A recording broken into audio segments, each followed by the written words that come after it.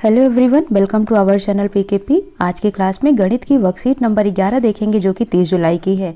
ये आपकी 9th class की है और आप सभी में से जो हमारे चैनल पर पहले से जुड़ चुके हैं वो इस वीडियो को लाइक शेयर करेंगे और जो अभी नए हैं वो इस चैनल को सब्सक्राइब कर लेंगे ताकि उनको नेक्स्ट वीडियो की नोटिफिकेशन मिलती रहे। तो आज आपकी क्लास होगी परिमाप और क्षेत्रफल पर। सबसे पहले आप जानेंगे कि परिमाप क्या है और क्षेत्रफल क्या है, फिर उसके बेस पर आपको कुछ एक्सरसाइज करने होंगे। सो स्टार्ट करते हैं। परिमाप या क्षेत्रफल क्या है, ठीक है। तो किसी बंद समतल आकृति की सीमा की चारों ओर की दूरी उसका परिमाप कहलाता है, ठीक है। किसी बंद समतल आकृति की सीमा की चारों ओर की दूरी उसका परिमाप कहलाता है। इसको इस तरीके से समझो, जैसे ये हो गया तो इसका परिमाप क्या होगा, यहाँ से इस कॉर्नर से इस कोने से काउंट करना शुरू करो। मान लो ये 2 सेंटीमीटर, ये 4 है, ये 2 है, ये 4 है, ठीक है। तो यहाँ से काउंट करना शुरू करो और पूरी इस लंबाई को काउंट कर लो। तो कुल कितना हो गया, 2 + 4 6 हो गया, 2 8 और 8 4 12 हो गया। यानी कि कुल कितने सेंटीमीटर इसका परिमाप हो गया, तो 12 सेंटीमीटर हो गया। तो कुछ भी हो, इस वायर की पूरी लंबाई, ठीक है, यही क्या कहलाती है, परिमाप कहलाती है। जैसे अब यहाँ पर ये दिया हुआ है तो इसका परिमाप क्या होगा, मान लो यहाँ 2 है, यहाँ 4 है, यहाँ 5 है, यहाँ 3 है, तो इन्हीं को जोड़ देना है, ठीक है। इन्हीं लंबाइयों को जोड़ देना है, जो भी आएगा वही क्या होता है, उसका परिमाप कहलाता है।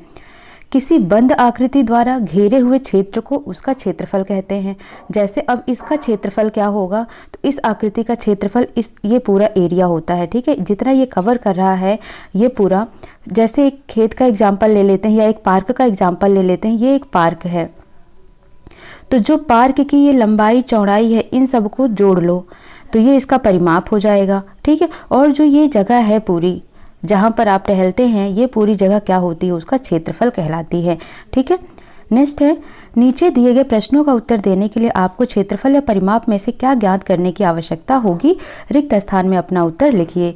एक श्यामपट्ट कितनी जगह घेरता है, तो जब कैपेसिटी की बात करेगा, जगह कितनी घेरता है, तो वो क्षेत्रफल हो गया।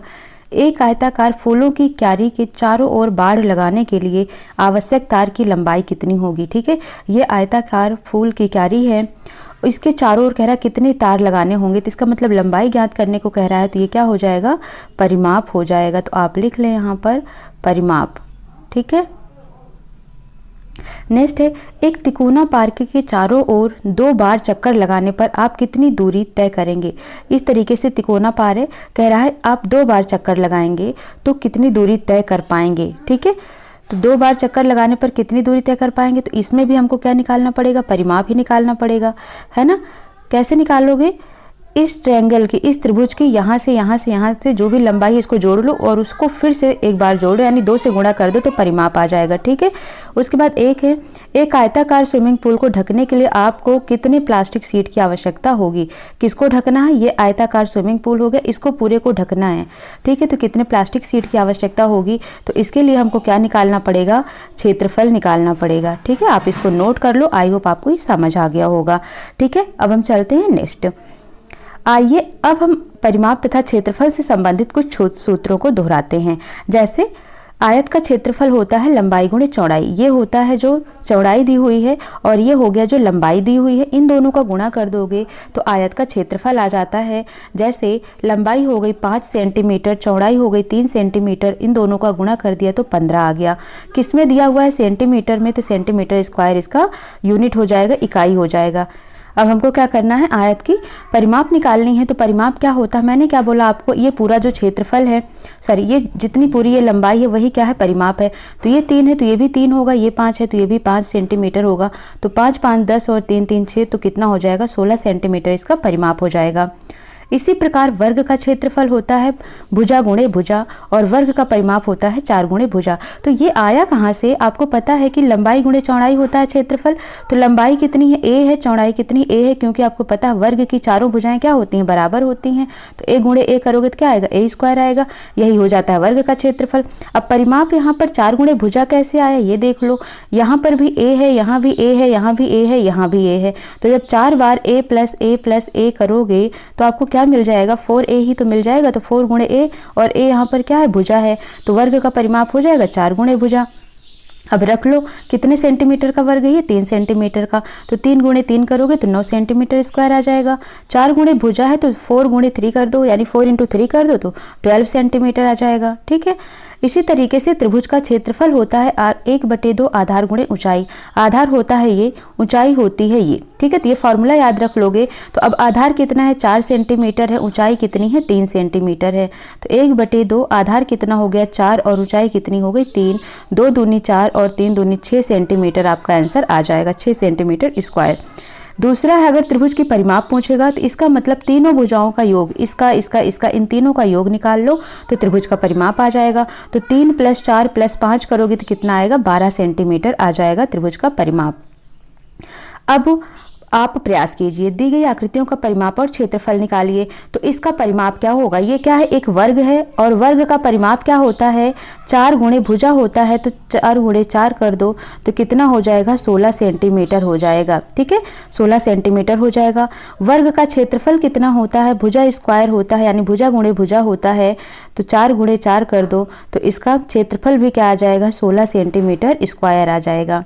इसी तरीके से ये आयत है, तो आयत का परिमाप क्या होता है, 2 गुणे लंबाई धन चौड़ाई होता है। ठीक है, तो 3 और 2 कितना हो गया, 5, और 5 दूनी कितना हो जाएगा, 10 सेंटीमीटर आ जाएगा, ये 10 सेंटीमीटर आ जाएगा क्या, आयत का परिमाप। क्षेत्रफल क्या होता है, लंबाई गुणे चौड़ाई होता है, तो लंबाई गुणे चौड़ाई करोगे 3 दूनी 6, तो ये आ जाएगा आपका 6 सेंटीमीटर स्क्वायर। ठीक है, अब ये क्या है, एक त्रिभुज है, त्रिभुज का परिमाप निकालने के लिए तीनों भुजाओं का योग कर दो। तो तीनों भुजाएं कितनी हैं, 5 centimetre + 5 centimetre + 6 centimetre equal to क्या हो गया, ये 16 सेंटीमीटर। क्षेत्रफल निकालना होगा 1/2 आधार गुणे ऊंचाई। आधार कितनी है, ये है आधार 6 सेंटीमीटर, ऊंचाई है 4 सेंटीमीटर, मल्टीप्लाई करके 2 3 जा 6 हो जाएगा और 3 चौक 12, तो 12 सेंटीमीटर इसका क्षेत्रफल आ जाएगा। ठीक है, समझ आ गया होगा आपको, इसे नोट कर लेना है। नेक्स्ट क्वेश्चन है, एक वर्गाकार पार्क का क्षेत्रफल ज्ञात कीजिए जिसका परिमाप 320 सेंटीमीटर है। यानी कि एक ये वर्ग है, ठीक है, और इसका परिमाप, इसकी यानी ये चारों लंबाई कितनी है, 320 के बराबर है। तो हम इसको कैसे निकालेंगे, इसका आंसर नोट करना, 4 गुणे भुजा बराबर, 4 गुणे भुजा बराबर कितना दिया है आपको, 320 दिया हुआ है। ठीक है, परिमाप कितना दिया हुआ है, 320 दिया हुआ है। तो परिमाप का सूत्र लिख दो, 4 गुणे भुजा बराबर 320, तो 4 से इसको कट कर दो, 4 × 8 = 32, यानी भुजा की लंबाई कितनी आ गई, 80 सेंटीमीटर, 80 मीटर आ गई भुजा की लंबाई। तो क्षेत्रफल निकालना है, तो क्षेत्रफल हो जाएगा भुजा गुणे भुजा, यानी कि 80 गुणे 80 कर दीजिए आप। ठीक है, तो ये कितना हो जाएगा, 8 8 जा 64 00 मीटर स्क्वायर। ठीक है, यूनिट जो भी होती है वही लगाना, यहाँ मीटर में दिया हुआ है तो मीटर स्क्वायर ही लिखना है। तो हो जाएगा 6400 मीटर स्क्वायर, ये आंसर 2 हो जाएगा आपका। ठीक है, कैसे निकालना है, परिमाप दे रखा है, परिमाप का सूत्र होता है 4 गुणे भुजा, 4 से 320 कट जाएगा तो 80 आ जाएगा, यानी एक भुजा की लंबाई 80 आ गई। तो क्षेत्रफल क्या हो जाएगा, भुजा गुणे भुजा, यानी कि 6400 सेंटीमीटर, 6400 मीटर स्क्वायर।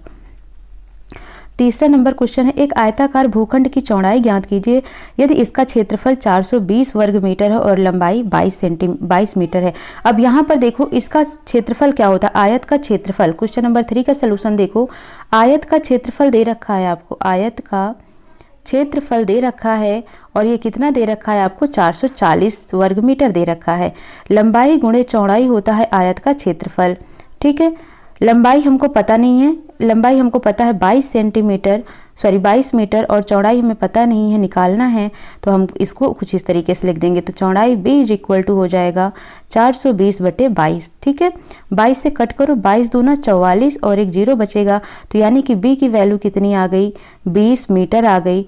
तो इसका मतलब आयताकार भूखंड की चौड़ाई कितनी हो गई, 20 मीटर हो गई। ठीक है, इस तरीके से आपको निकाल लेना है। तो डियर स्टूडेंट, आपको समझ आ गया होगा तो कमेंट सेक्शन में मैसेज करें, कोई डाउट होता है तो। अदरवाइज जितना हो सके इस वीडियो को शेयर, लाइक, सब्सक्राइब करें। मिलते हैं नेक्स्ट सेशन में। Thank you for watching.